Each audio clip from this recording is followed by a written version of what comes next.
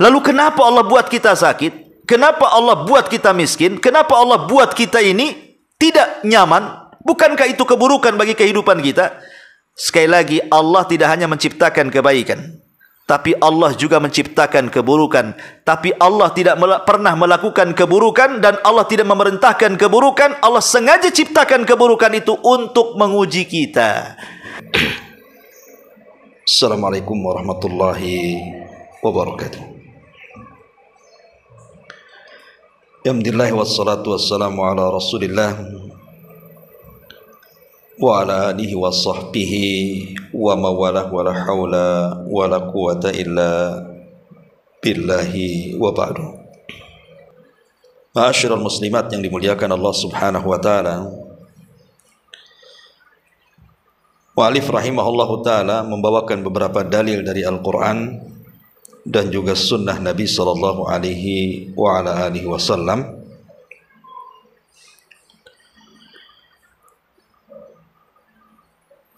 Pertama, beliau membawakan sebuah riwayat dari Ibnu Umar radhiyallahu anhu.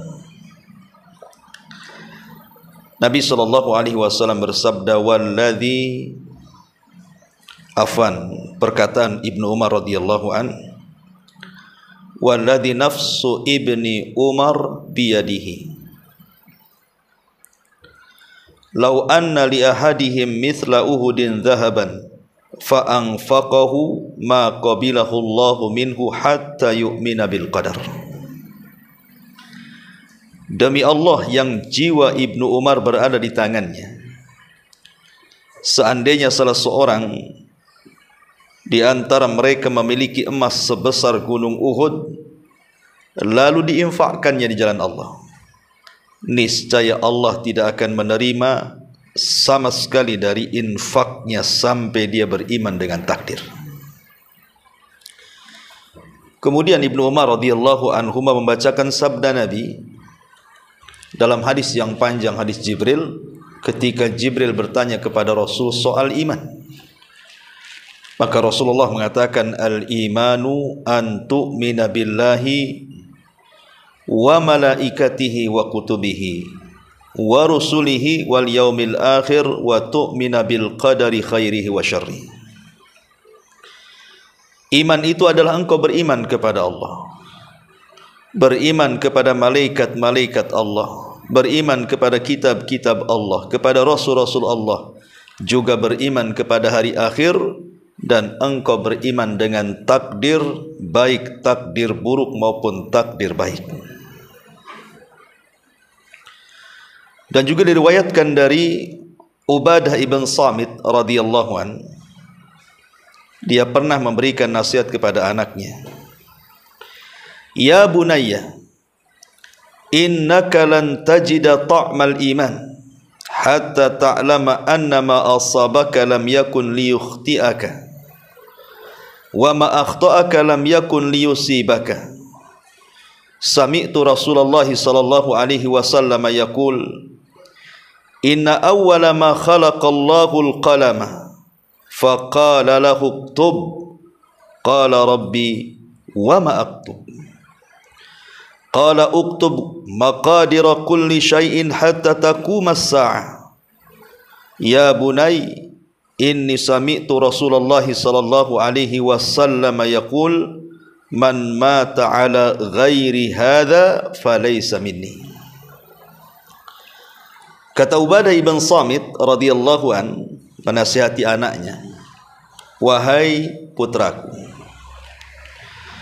sesungguhnya engkau tidak akan bisa merasakan manisnya iman sampai engkau meyakini bahwa apa yang telah ditakdirkan menimpa dirimu tidak akan pernah meleset bagimu, dan apa yang telah Allah takdirkan tidak menimpamu maka tidak akan mampu menimpamu.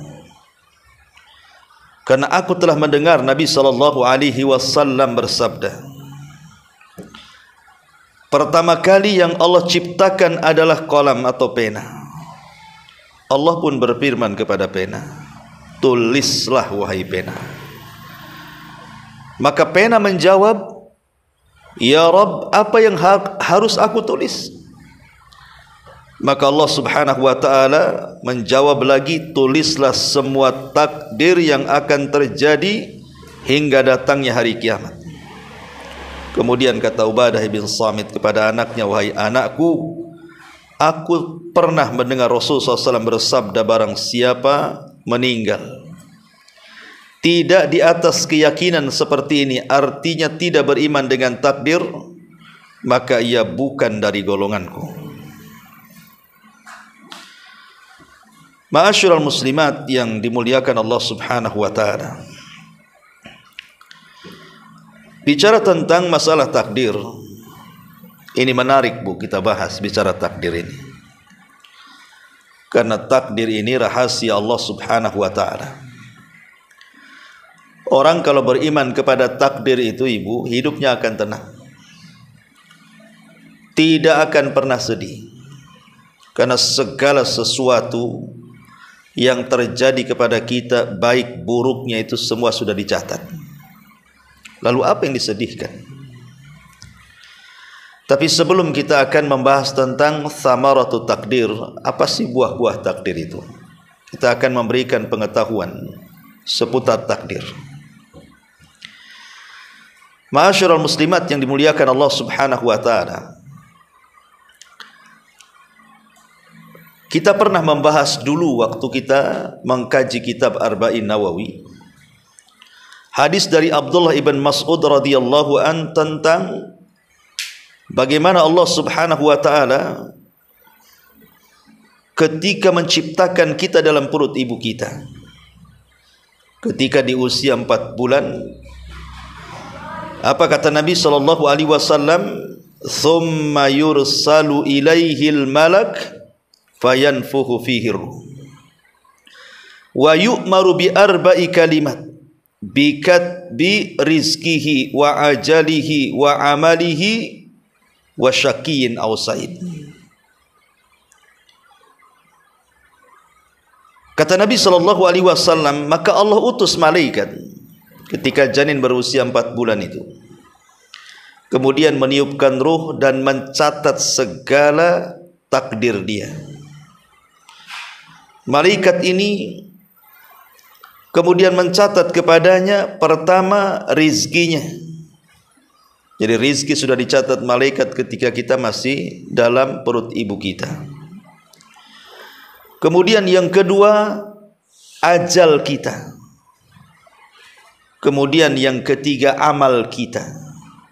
Dan yang terakhir, kesudahan usia kita. Apakah kita su'ul khotimah, maknanya celaka, ataukah kita husnul khotimah, maknanya bahagia. Ma'asyiral muslimat yang dimuliakan Allah Subhanahu wa taala. Pengarang Kitab Tauhid menyebutkan tentang sumpah Ibnu Umar radhiyallahu an. Sebenarnya kisah Ibnu Umar ini begini ceritanya. Ada seseorang dari Basrah, dari Irak, namanya Humaid ibn Abdurrahman al-Himyari. Humaid ibn Abdurrahman al-Himyari ini berdua bersama Yahya ibn Ya'mur itu ingin ziarah ke kota Nabi sallallahu alaihi wasallam dan ingin berjumpa dengan salah seorang sahabat Nabi. Karena ada yang ingin ditanyakan, soalnya di Basrah itu ada seorang yang bernama Ma'bad al-Juhani membuat paham baru dalam urusan takdir. Di mana Ma'bad al-Juhani itu Allah berikan kecerdasan tapi menyimpang akidah dalam bab takdir. Dia mengingkari tentang catatan Allah Subhanahu wa taala. Jadi Allah tidak akan pernah mencatat sebelum hamba-hambanya berbuat. Kalau hamba berbuat baru dicatat. Kalau hamba tidak berbuat tidak dicatat. Padahal beriman dengan takdir itu harus beriman dengan rukun-rukun takdir. Nanti saya akan sebutkan. Salah satunya adalah beriman bahwa segala sesuatu sudah dicatat. Lah akhirnya kemudian Humaid Ibn Abdurrahman Al-Himyari dan juga Yahya Ibn Ya'mur ini Allah takdirkan berjumpa dengan Ibnu Umar radhiyallahu anhuma. Kemudian keduanya menggandeng sebelah kiri kanannya. Mulailah kemudian Yahya Ibn Ya'mur ini mengatakan kepada Ibnu Umar, "Wahai Ibnu Umar, wahai Abi Abdurrahman kunyahnya, sesungguhnya di negeri kami," maksudnya di Syam, "innahu qad dhahara kibalana nasun yaqra'una al-Qur'an." Sesungguhnya di negeri kami, subhanallah, banyak orang yang membaca Al-Quran. Mereka memperdalam ilmu dan juga mereka rajin belajar. Masalahnya, di sana ada seorang laki-laki yang mengajarkan paham beda, bahwa dalam bab takdir dia mengatakan al-amru unuf, bahwa perkara itu dimulai dari permulaan. Maknanya Allah tidak mengetahui kecuali hamba itu berbuat. Allah tidak akan mencatat kecuali hamba itu berbuat. Maka kemudian Ibnu Umar marah karena ini pemahaman sesat dalam takdir.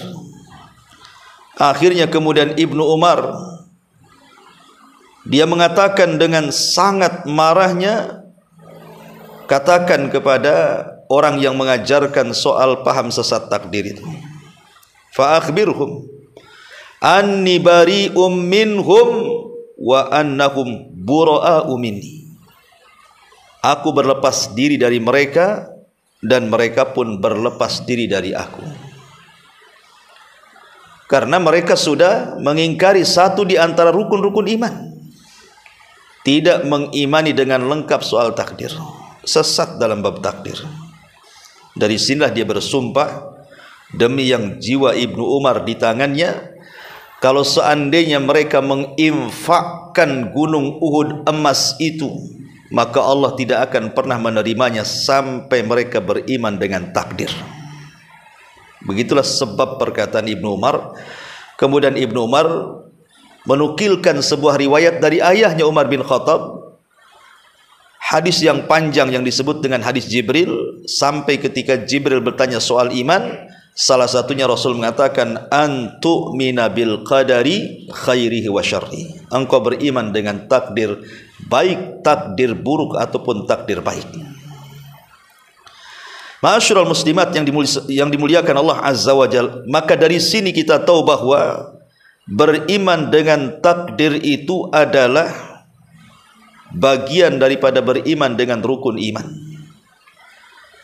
Tidak boleh seorang mukmin kecuali harus beriman dengan takdir, bahwa Allah telah mentakdirkan kepada kita semuanya. Tidak ada yang luput dari takdir Allah. Inna kulla syai'in khalaqnahu biqadar, kata Allah. Sesungguhnya segala sesuatu kami sudah ciptakan atas takdir Allah Azza wa Jalla. Satu waktu Nabi Adam alaihi salatu wassalam berdebat dengan Nabi Musa. Soalnya adalah Musa berkata kepada Adam, anta Adam alladhi akhrajatka khati'atuka minal jannah. Engkau Adam, kesalahanmu yang membuat engkau keluar dari sorga, sehingga kami yang harusnya di sorga ikut-ikut pula turun ke dunia, kata Musa. Jadi Nabi Musa menyalahkan Adam. Tapi Nabi Adam berhujjah dan mengatakan, ya Musa, anta Musa alladhi istafaka Allah birisalatihi wa bikalami. Engkau kan Musa, Allah telah pilih engkau dengan kerasulannya dan dengan kalamnya. Summa talumuni ala amrin qad qudira alaihi. Kenapa kau mencela aku? Bukankah aku turun dari sorga itu karena sudah ditakdirkan? Kemudian Nabi Adam mengatakan, ingat engkau itu punya Taurat, dan Tauratmu sudah dicatat sebelum aku diciptakan. Dan dalam Tauratmu ada kata-kata, maka Adam akan bermaksiat kemudian akan turun dari sorga. Seolah-olah Adam mengatakan, kalau seandainya dalam Tauratmu tidak ada kata-kata seperti itu, tentu aku tidak diturunkan dari sorga. Jangan salahkan aku, salahkan Tauratmu. Maka Adam pun kemudian berhasil mendebat Nabi Musa alaihi salatu wassalam. Jadi begini, Bu.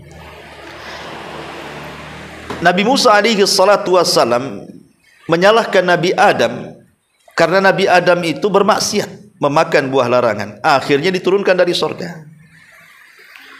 Jadi Musa mengatakan, gara-gara kamu, begitu bahasanya, gara-gara kamu wahai Adam, kami akhirnya tidak tinggal di sorga. Kami pula akhirnya jadi turun ke dunia, penuh dengan berbagai macam bala di dunia. Beda dengan sorga penuh dengan nikmat. Kalau bukan karena kamu bermaksiat, tentu kami tidak akan ke dunia, kata Musa. Maka Adam mengatakan, hai Musa, Allah sudah pilih engkau loh. Kau jadi nabi, jadi rasul, dan engkau orang yang banyak bicara dengan Allah. Peristiwa yang aku alami, aku diturunkan dari surga ke bumi ini, itu sudah dicatat sebelum aku diciptakan. Artinya bahwa kalau seandainya tidak ada catatan bahwa Adam akan turun ke bumi, enggak mungkin Adam turun dari surga. Karena sudah dicatat, itulah sebelum aku diciptakan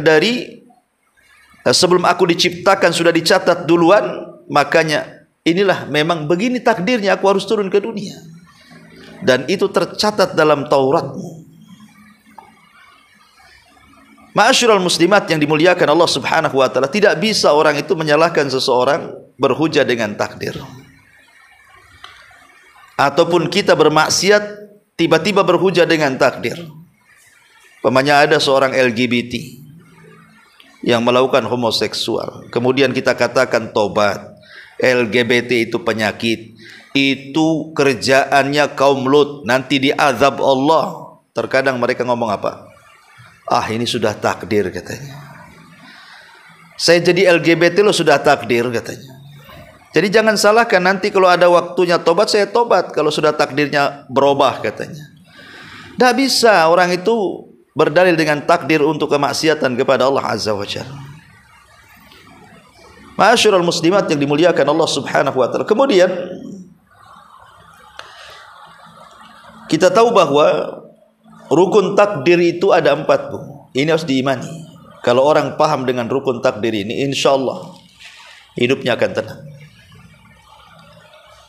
Dan alhamdulillah sih, kebanyakan kaum muslimin mereka tidak paham perinciannya, tapi sebagian besar mereka beriman dengan rukun yang 4 ini.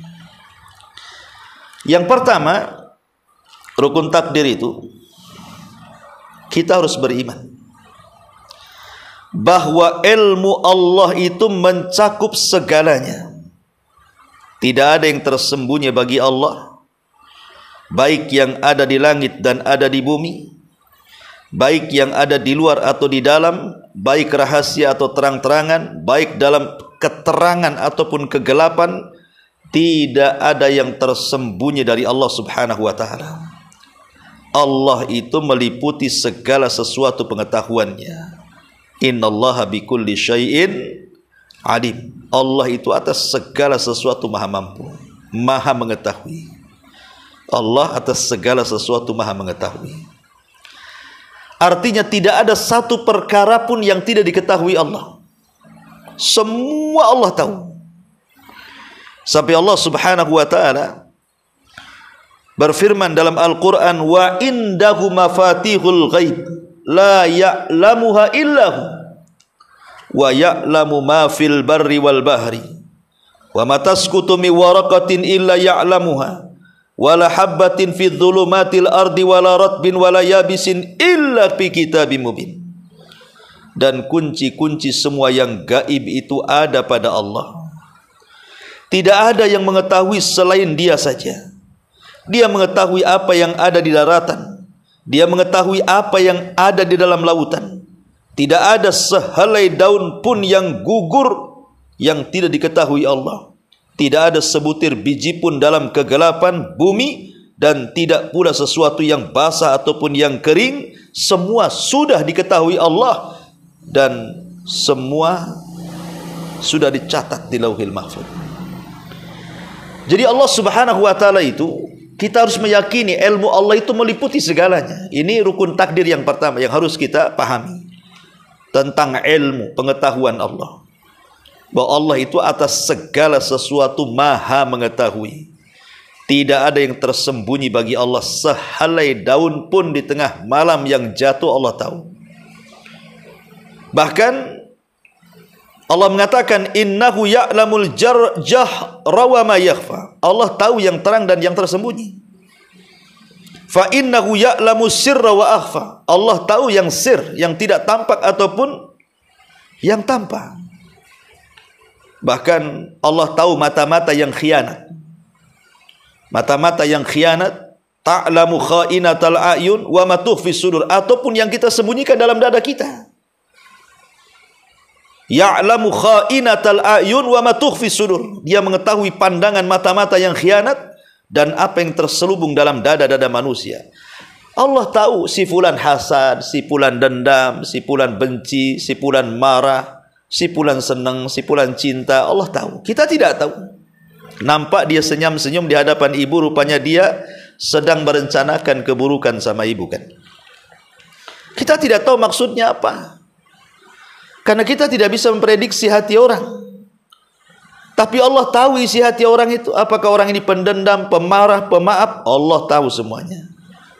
Makanya rukun takdir yang pertama, yakini bahwa ilmu Allah itu menjangkau semuanya.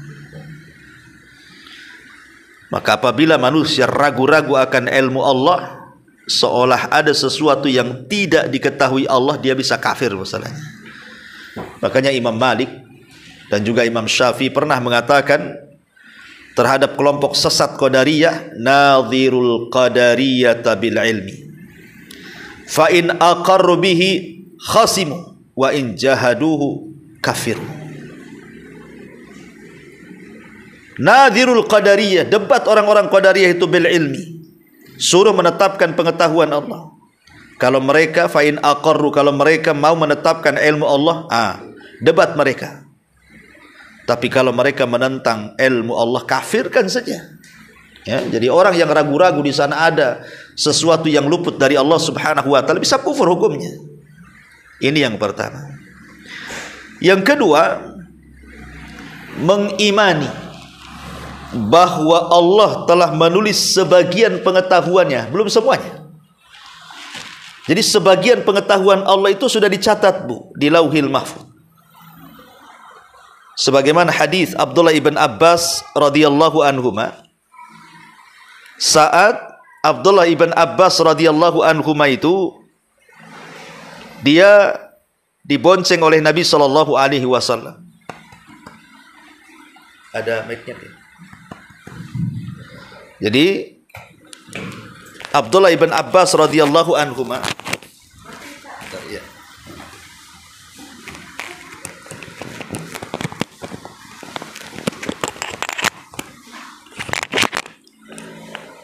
saat dibonceng Nabi sallallahu alaihi wasallam, kata Nabi sallallahu alaihi wasallam, ya gulam, inni uallimuka kalimatin ihfadillaha yahfadka, ihfadillaha tajidhu tujaha, idza sa'alta fas'alillah wa idza sta'anta fasta'in billah, wa'lam annal ummata law ijtama'at ala an yanfa'uka bi syai'in lam yanfa'uka illa bi syai'in qad katabahu Allahu lak, wa in ijtama'u ala an yadurruka bi syai'in lam yadurruka illa bi syai'in qad katabahu Allahu 'alaika, rufi'atil aqlam wa jaffatis suhuf. Kata Rasul kepada Abdullah ibn Abbas radhiyallahu anhuma, wahai anak muda, maukah ku ajarkan kau beberapa kalimat? Jaga Allah, Allah akan jaga kamu. Jaga Allah, niscaya Allah akan kau dapati di hadapan. Kalau kau minta, minta kepada Allah. Kalau kau minta pertolongan, minta pertolongan kepada Allah. Ketahuilah kalau seandainya umat ini berkumpul untuk memberikan manfaat kepadamu dengan sesuatu, manfaat tidak akan sampai kepadamu kecuali apa yang sudah Allah catat. Ataupun kalau manusia berkumpul untuk mencelakakan kamu, maka tidak akan mungkin kau celaka kecuali kecelakaan itu sudah dicatat. Kenapa? Karena qalam sudah diangkat dan suhuf sudah kering. Artinya di sana ada yang mencatat dan di sana ada yang dicatat. Pena mencatat pengetahuan Allah Subhanahu wa taala yang Allah perintahkan kepada pena, dan catatan itu terletak di sebuah papan di mana pena sudah kering, catatan sudah diangkat, artinya segala sesuatu sudah ada catatannya. Makanya kenapa Nabi SAW tadi yang sudah saya sebutkan dalam matannya kitab Tauhid ini dari hadis Ubadah bin Samit yang memberikan nasihat kepada anaknya, salah satunya dia mendengar Nabi SAW mengatakan sesungguhnya awal yang pertama Allah ciptakan kolam. Kemudian Allah katakan, hei kolam catat, catat. Kata kolam, ya Rabb, apa yang harus aku catat? Kata Allah, catat segala sesuatu yang akan terjadi sampai dibangkitkan kiamat. Maka yang kedua, mengimani Allah telah mencatat sebagian ilmunya di Lauhil Mahfuz. Ma'asyiral muslimat yang dimuliakan Allah Subhanahu wa taala. Makanya Allah Subhanahu wa taala menyebutkan dalam surah Al-Hadid ayat 22, ma asaba min musibatin fil ardi wala fi anfusikum illa fi kitabin min qabli an nabra'aha inna dzalika 'ala Allahi yasir. Tidak ada satu bencana pun yang menimpa di bumi dan tidak pula pada dirimu, melainkan telah dicatat di Lauhil Mahfuz sebelum kami menciptakannya. Sungguh yang demikian itu mudah bagi Allah Azza wa Jalla. Maka rukun takdir yang kedua, Bu, kita yakin bahwa sebagian pengetahuan Allah sudah dicatat di Lauhil Mahfuz yang berkaitan dengan seluruh makhluknya termasuk kita. Semua takdir kita dicatat di sana. Rizki kita, umur kita, amal kita, bencana kita, dan begitu seterusnya. Tidak ada yang luput bagi Allah Subhanahu wa taala. Ini yang nomor 2. Kemudian yang nomor 3,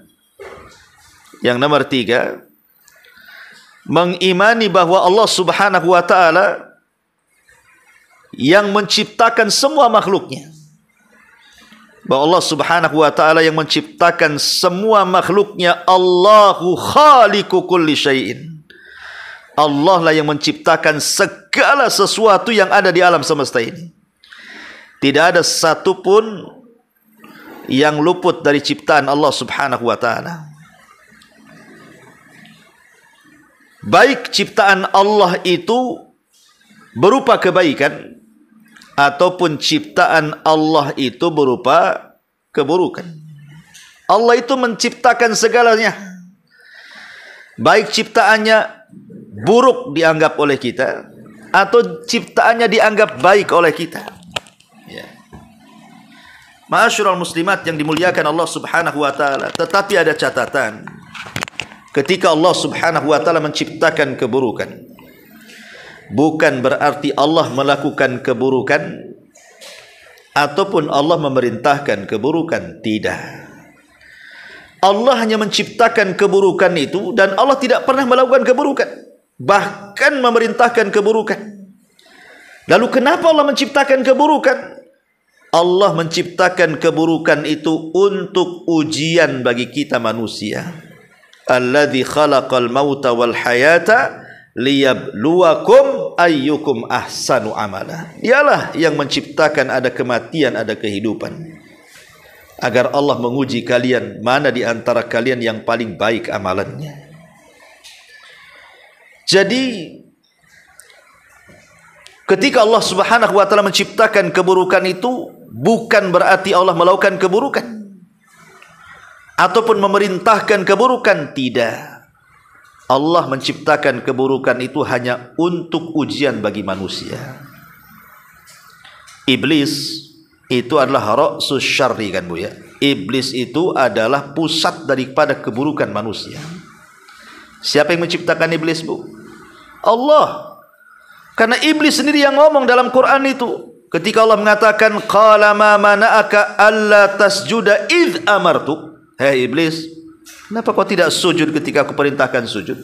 Kata iblis, ana khairum minhu khalaqtani min narin wa khalaqtahu min tin. Ya Rabb, loh, aku lebih baik daripada Adam. Kau ciptakan aku dari api dan kau ciptakan Adam dari tanah. Lihat kata iblis, kau ciptakan aku. Menunjukkan iblis itu yang menciptakan siapa?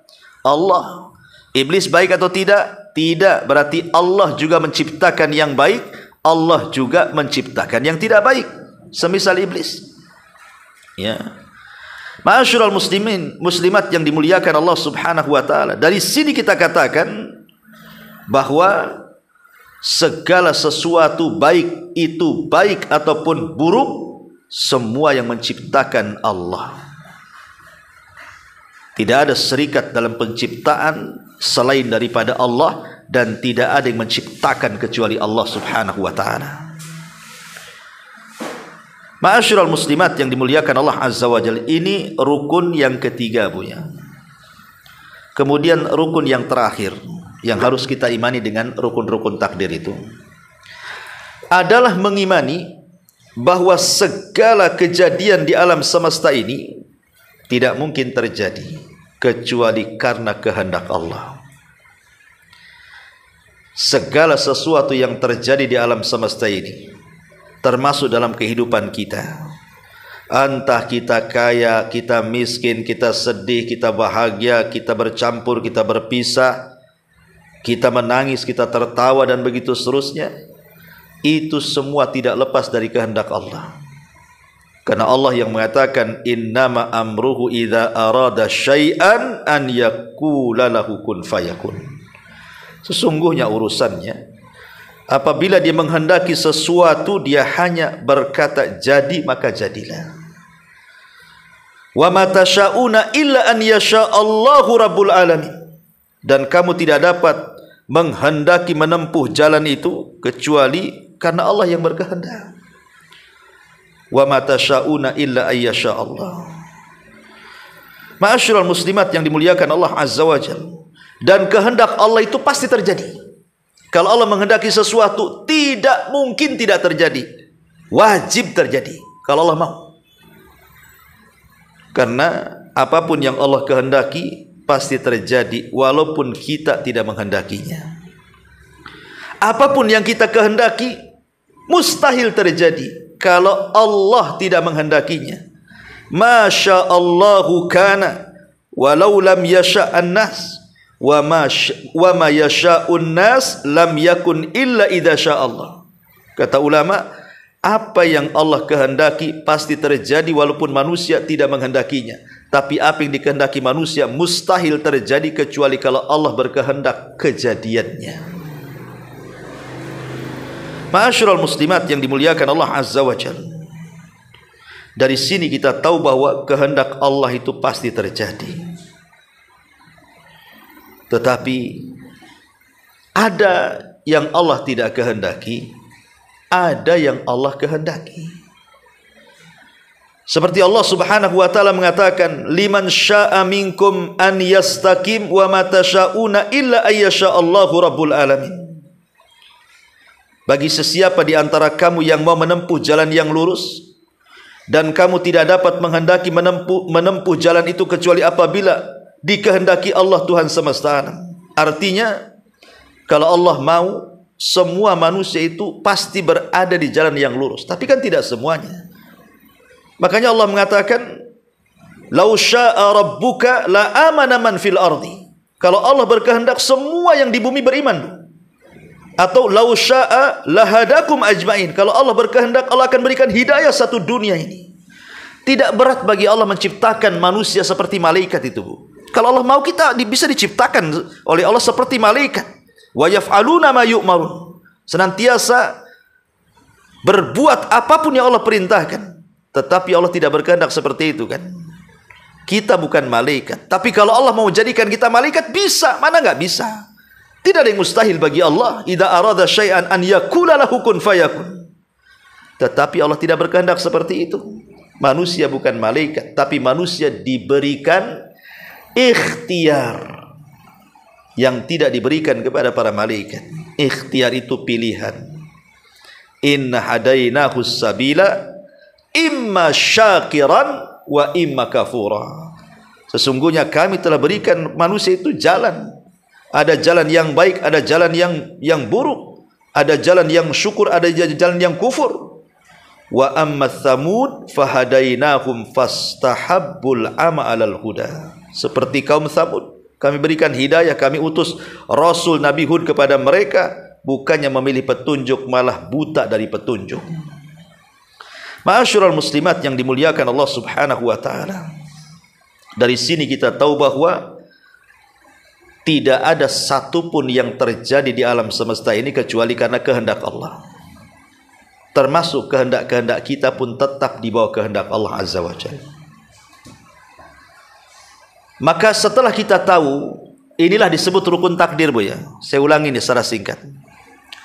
Rukun takdir itu satu, beriman bahwa Allah mengetahui segala sesuatu yang ada di alam semesta, di langit dan di bumi, tersembunyi atau terangnya. Yang kedua, Allah Subhanahu wa taala sudah mencatat sebagian ilmunya di sebuah papan yang disebut dengan Lauhil Mahfuz. Segala sesuatu yang terjadi ada tertulis di situ. Yang ketiga, Allah adalah zat yang menciptakan segala sesuatu yang terjadi di alam semesta ini, semua ciptaan Allah, baik itu yang buruk ataupun yang baik. Dan segala sesuatu itu tidak lepas dari kehendak Allah Subhanahu wa taala. Ini disebut rukun takdir. Nanti apa kaitannya? Kenapa kemudian rukun takdir harus ada 4 ini? Nanti kita akan nyambung ketika kita bicara tentang keutamaan dan buah takdir itu.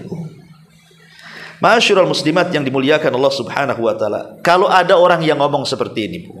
Kalau ada orang ngomong seperti ini, Allah kan mengetahui dengan ilmunya bahwa si Fir'aun itu akan kafir, Abu Jahal itu akan kafir, Abu Lahab itu akan kafir. Allah kan tahu dengan pengetahuannya bahwa orang-orang ini pasti kafir di bumi. Ya. Kemudian setelah Allah tahu orang ini kafir, maka Allah akan catat tuh si anu kafir. Dengan pengetahuan si anu akan kafir, akhirnya dicatat. Ya. Pertanyaannya, apakah si Fir'aun, si Abu Jahal, si Abu Lahab, si Qarun, si Namrud dan orang-orang kafir lainnya, mereka kafir karena dipaksa Allah? Kenapa Allah memaksa dia harus kafir? Karena Allah sudah menghendaki dia kafir dan Allah sudah mencatat dia kafir. Bisa dipahami pertanyaannya? Saya ulangi. Allah mengetahui dengan ilmunya bahwa Fir'aun, Namrud, Qarun, Abu Lahab, Abu Jahal itu kafir dengan pengetahuan Allah. Kemudian pengetahuan itu dicatat. Dalam catatannya Fir'aun kafir, si Namrud kafir, si Qarun kafir, Abu Lahab kafir, Abu Jahal kafir. Dalam catatannya. Pertanyaannya, setelah betul-betul Allah ciptakan Namrud, Fir'aun, Qarun, Abu Lahab dan Abu Jahal di bumi, betul-betul mereka kafir. Pertanyaannya, apakah kafirnya orang-orang ini itu karena Allah yang memaksa dia kafir? Karena dia sudah dicatat dia kafir, Allah paksa dia harus kafir? Ataukah karena kehendak dia, si Fir'aun, si Namrud itu yang menghendaki kafir? Karena syubhatnya begini, Bu. Syubhatnya ya, ada sebagian orang di masyarakat itu begini ngomong, lah, kalau Allah Subhanahu wa ta'ala sudah mencatat yang masuk sorga ya masuk sorga, yang masuk neraka ya masuk neraka, lah ngapain kita beramal? Kalau saya sholat, puasa, zakat, kalau takdirnya masuk neraka, capek-capek sajalah saya sholat jadinya. Ya, bagus saya tidak sholat, kalau sudah ditakdirkan masuk sorga kan masuk sorga saya. Ya, kan ada orang yang kemudian memahami seperti itu. Atau mungkin memahami kebalikannya dengan cara apa? Karena Allah sudah mencatat si fulan dengan ilmunya, si fulan akan kafir, si fulan akan kafir, maka ketika Allah menciptakan betul-betul harus dikafirkan sama Allah, biar sama dengan catatannya. Nah, ini kan syubhat yang berbeda satu dengan yang lainnya. Ya, kita jawab satu-satu. Ma'asyiral muslimat yang dimuliakan Allah Subhanahu wa taala. Allah Subhanahu wa taala berfirman dalam ayat yang tadi saya baca, "Inna hadainahus sabila imma syakiran wa imma kafura." Kata Allah, kami loh sudah berikan dua jalan kepada engkau. Ni jalan kesyukuran, ni jalan kekufuran. Kau milih mana? Milih mana?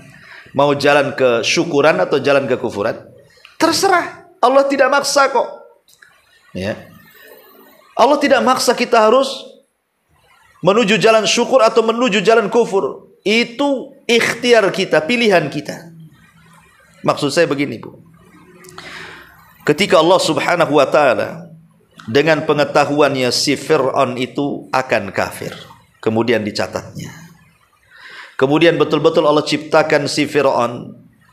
Lah, kekafiran si Fir'aun itu bukan karena Allah paksa dia harus kafir supaya sama dengan catatannya di Lauhil Mahfuz, tapi karena dia memilih, dia sendiri ingin jadi orang kafir. Jadi yang memilih kekafiran si Fir'aun itu ya si Fir'aun sendiri minta kafir dia. Si Abu Jahal sendiri yang memilih dia ingin kafir. Si Abu Lahab sendiri yang menjadikan dia ingin kafir. Si Qarun sendiri yang berikhtiar dia ingin kafir. Karena Allah tidak pernah memaksa orang. Allah itu tidak pernah maksa orang harus kafir, tidak. Justru Allah berikan pilihan dan Allah berikan kehendak kepada kita. Ini jalan yang baik, ini jalan yang buruk. Kok kamu pilih yang buruk? Ya jangan salahkan Allah. Tapi dengan pengetahuannya dari jauh-jauh, zaman Allah sudah tahu memang orang ini pasti kafir. Tapi kekafirannya bukan karena dipaksa Allah, tapi karena kehendak dia. Bisa dipahami, ya? Mudah-mudahan paham. Ya. Ya, memang kalau urusan takdir ini belak-belok ya saya terangkan saja. Ya. Intinya begini, Bu, bahwa manusia itu tidak ada yang dipaksa. Manusia itu punya pilihan. Ini yang baik, ini yang buruk. Ya milihlah. Ya. Makanya kenapa Allah Subhanahu wa taala berikan kepada badan kita ini, Allah kasih mata, Allah kasih hidung, Allah kasih telinga, Allah kasih kaki, tangan, hati, pikiran. Untuk apa gunanya tuh? Untuk memilih mana jalan yang baik, mana jalan yang buruk. Ya. Karena seseorang itu kan harus ada sebab, Bu. Harus mencari sebab. Orang ingin masuk surga itu harus cari sebab. Jangankan urusan surga, Bu, ya, urusan akhirat. Orang ingin masuk surga harus pakai sebab, sebabnya sholat, sebabnya ibadah gitu. Urusan dunia saja harus pakai sebab. Jangan tawakal kepada takdir. Pamannya gini, Ustadz saya nggak akan makan 3 hari. Kenapa? Kalau takdirnya kenyang kok katanya. Kira-kira ibu hidup nggak 3 hari itu? Iya. Ya. Ibu kan tawakal dengan takdir. Kalau takdirnya nggak mati kan nggak mati. Ya. Ustadz saya nggak mau nikah. Kenapa? Saya itu pengen punya anak tapi nggak mau menikah. Kalau lo takdirkan saya punya anak kan pasti punya anak. Punya anak nggak tuh? Ya anak angkat tuh gini, anak orang diambil. Ya. Itu urusan dunia saja mencari sebab tuh. Mencari sebab urusan dunia. Tidak bisa kemudian seseorang itu hanya berfokus kepada takdir saja. Ah, kalau saya sudah gini ya sudah. Nggak begitu. Seperti orang LGBT, dia mengatakan, ini kan sudah takdir Allah. Tidak, kau cari sebab kesembuhan. Kau ini sakit, bukan sehat. Ya. Kau sakit karena Allah tidak pernah menciptakan itu LGBT. Allah ciptakan laki-laki suka perempuan, bukan laki-laki suka laki-laki. Makanya Allah ciptakan Adam dengan Hawa, bukan Adam dengan laki-laki, dengan Hawa perempuan. Jadi nggak bisa kemudian kita menyandarkan kepada takdir. Sebagaimana jangan pernah kita katakan kita dipaksa takdir. Kenapa seperti ini? Karena takdir yang memaksa saya seperti ini. Kita tidak dipaksa takdir. Kita ini punya pilihan. Di hadapan kita nih, kalau seandainya saya katakan, ibu mau kemana? Ke Batu Aji. Saya katakan, ke Batu Aji itu ada 2 jalan loh, Bu. Satu nih jalan ini, kalau ke Batu Aji penuh dengan perampok, penuh dengan penjahat, kemudian penuh dengan binatang buas di situ, kemudian gelap gulita.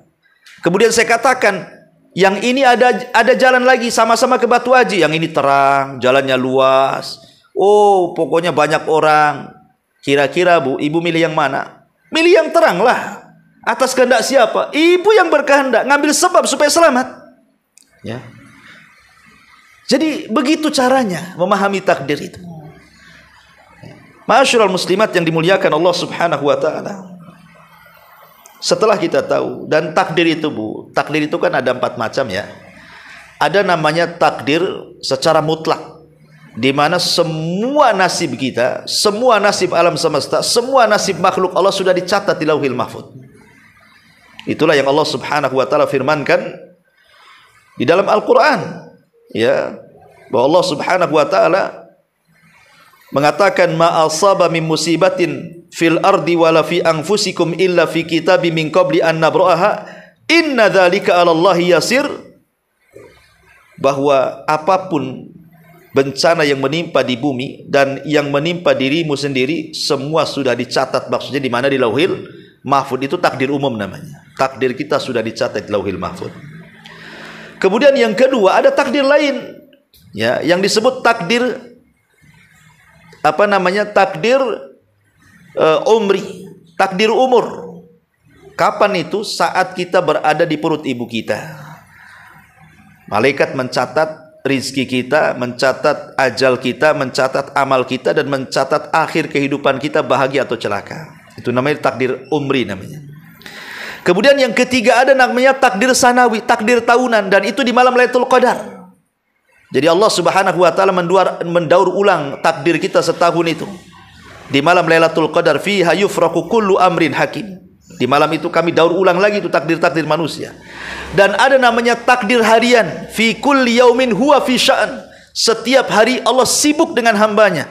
Terkadang Allah menghidupkan, Allah mematikan. Allah membuat sakit, Allah membuat orang itu sehat, Allah membuat orang itu kaya, Allah membuat orang itu miskin, Allah membuat orang ini sedih, orang membuat orang ini bahagia, orang membuat orang ini tertawa, orang membuat orang ini, Allah membuat orang ini menangis, dan begitu seterusnya. Allah sibuk ya mengurus hambanya, dan kita lihat itu hari-hari ada orang mati, ada orang hidup, melahirkan, dan begitu seterusnya. Ya, lah ini semua adalah disebut dengan taksimul qadar. Ya, pembagian takdir. Ada takdir yang umum Lauhul Mahfuz, ada takdir umri di dalam perut ibu kita, ada takdir tahunan di malam Lailatul Qadar, dan ada takdir di setiap hari Allah itu sibuk dengan hamba-hambanya. Fi kulli yaumin huwa fi syan. Setiap hari Allah itu sibuk. Ya. Yang ingin saya utarakan ini yang paling penting ya. Setelah kita mengkaji dari awal sampai akhir, emboh paham atau tidak ibu-ibu, pokoknya sudahlah dari awal sampai akhir sudah cerita saya. Sekarang masuk, apa sih pentingnya? Pentingnya seseorang itu beriman dengan takdir itu apa pentingnya? Perhatikan firman Allah Subhanahu wa taala. Allah Subhanahu wa taala berfirman di dalam Al-Qur'an, "Ma asaba min musibatin fil ardi wala fi anfusikum illa fi kitabim min qabli an nabra'aha inna dzalika 'ala Allahi yasir likaila tas'au 'ala ma fatakum wala tafrahu bima atakum wallahu yuhibbu kulla mukhtalin fakhur."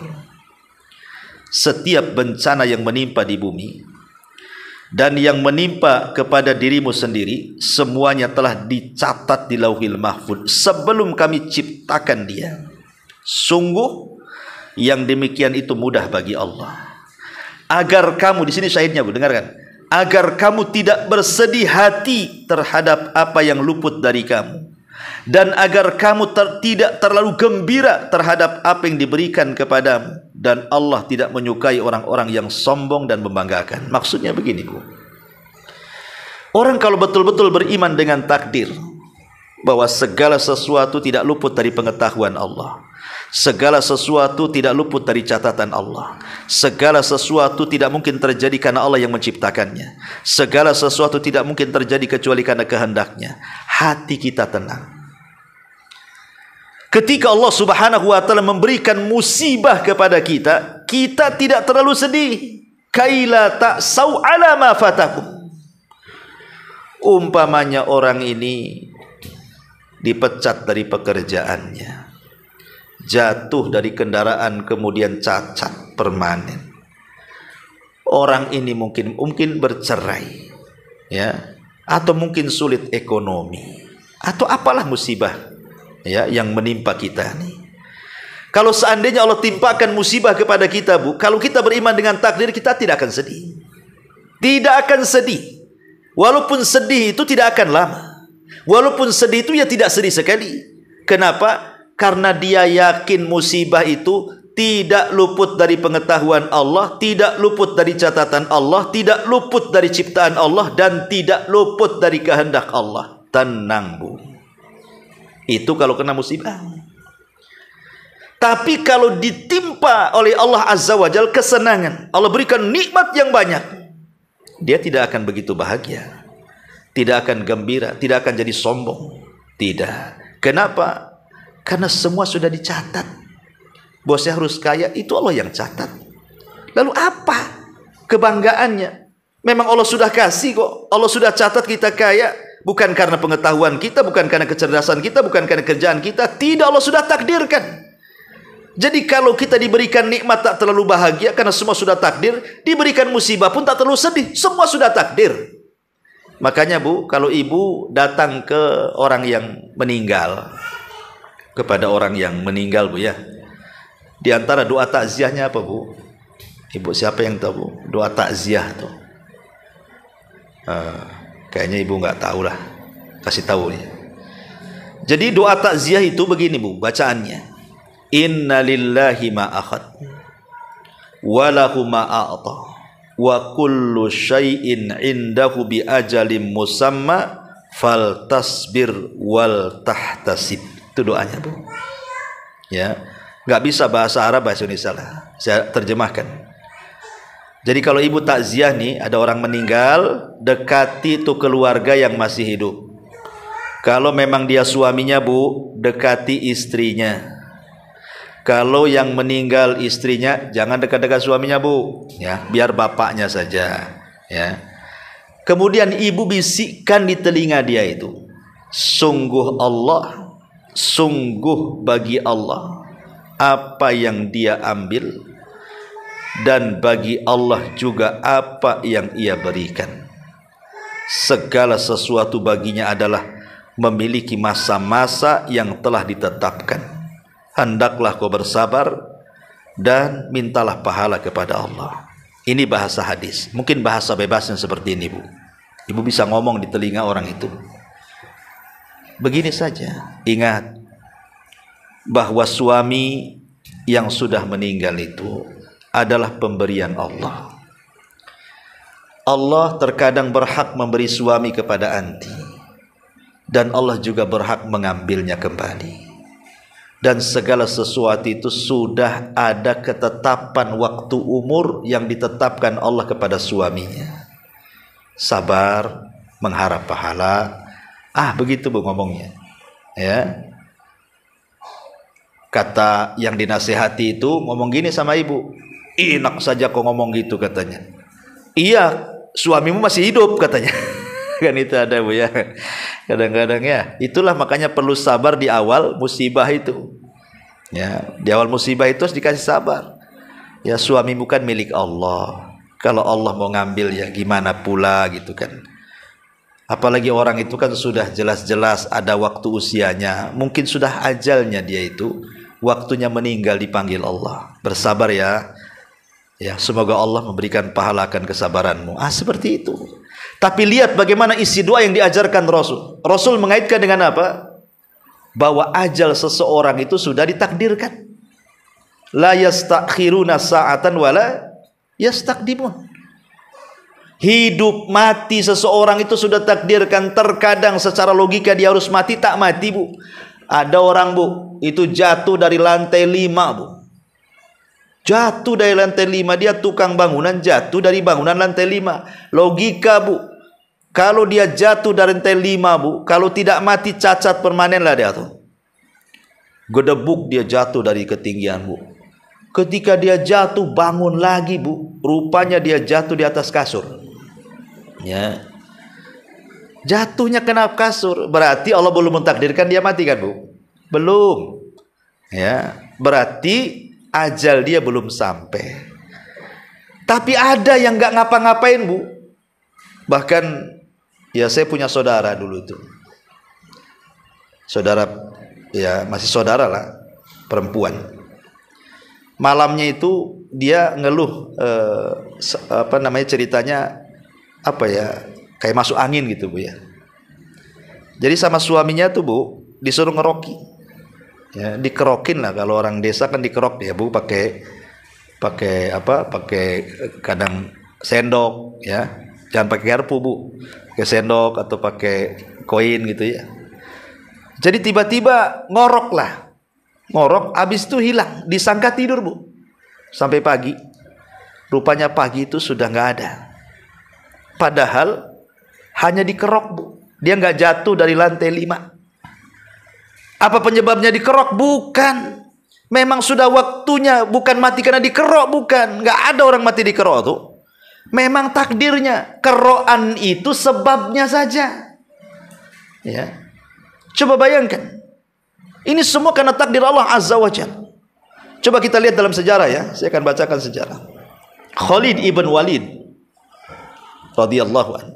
Khalid bin Walid itu, Bu, dia pernah mengatakan, laqad syahidtu mi'ata alfi zahf. Aku sudah terlibat, sudah nggak kehitung perang itu. 100.000 perang mungkin aku ikut di situ, katanya. Wa ma fi maudi ijasadi illa wa fihi dharbatu sayfin aw ta'natu rumhin aw ramyatu sahmin. Tidak ada di badanku, kata Khalid, kecuali penuh dengan sabetan pedang, penuh dengan tusukan tombak, dan juga penuh dengan tusukan panah. Kemudian dia mengatakan, walakinni amutul yaum ala firashi. Walakin yamutul yaum ala firashi. Ya. Jadi kata Khalid bin Walid radhiyallahu an, kenapa aku harus mati di atas pembaringan? Karena Khalid itu nggak mati di peperangan, Bu. Padahal cita-cita Khalid itu ingin mati syahid. Tetapi Allah takdirkan dia mati di atas kasur. Karena semua sudah takdir. Lalu kenapa Khalid bin Walid, orang yang paling berani, kok bisa mati di atas kasur itu loh, Bu? Rupanya Khalid bin Walid sedih ketika itu. Kenapa orang sepertiku mati di atas kasur? Harusnya aku mati di medan tempur lah. Akhirnya Allah Subhanahu wa taala ingin menghibur hati Khalid bin Walid. Ketika itu datanglah Abdullah ibn Umar radhiyallahu anhu atau yang lainnya, dan mengatakan, bertanya kepada Khalid, ya Khalid, Ibnu Abbas, bukan Ibnu Umar, datang kepada Khalid, ya Khalid, kenapa kau harus mati di atas kasur? Coba, kenapa engkau nggak mati di peperangan? Padahal entah berapa tusukan, tombakan, panahan di badanmu. Kata Khalid, saya tidak tahu. Dia sedih, dia mau nangis dia. Karena Nabi Shallallahu Alaihi Wasallam mengatakan bahwa engkau adalah saifun min suyufillah. Engkau adalah pedang dari pedang-pedang Allah, dan pedang Allah tidak mungkin bisa dipatahkan di peperangan. Makanya Allah tidak izinkan kau mati di peperangan, tapi Allah izinkan kau mati di atas kasur. Dan niatmu ingin berjihad itu sudah dianggap mati syahid, walaupun mati di atas kasur. Lihat, takdir kan, Bu? Siapa yang tidak kenal Khalid? Kenapa dia mati di atas kasur? Sudah takdirnya begitu. Bahkan ada Sa'id ibn Zubair, Bu. Sa'id ibn Zubair itu didatangi Hajjaj ibn Yusuf. Itu raja zalim itu, penguasa zalim Hajjaj bin Yusuf itu. Kata Hajjaj ibn Yusuf kepada Sa'id ibn Zubair itu, Sa'id, saya akan bunuh engkau dengan siksaan yang belum pernah aku siksa manusia sebelum dan setelahnya. Subhanallah. Diancam Sa'id bin Zubair itu, Bu. Tapi Sa'id bin Zubair itu tidak ada raut takut sama sekali itu. Nggak ada takut-takutnya. Pada sudah jelas-jelas dia terikat di depannya penguasa zalim yang pasti hari itu kalau dia dibunuh pasti mati. Tetapi Luar biasa Sa'id bin Zubair mengajarkan tawakal kepada kita, mengajarkan keimanan kepada takdir, seolah-olah dia mengatakan kun la yusibana illa ma kataballahu lana.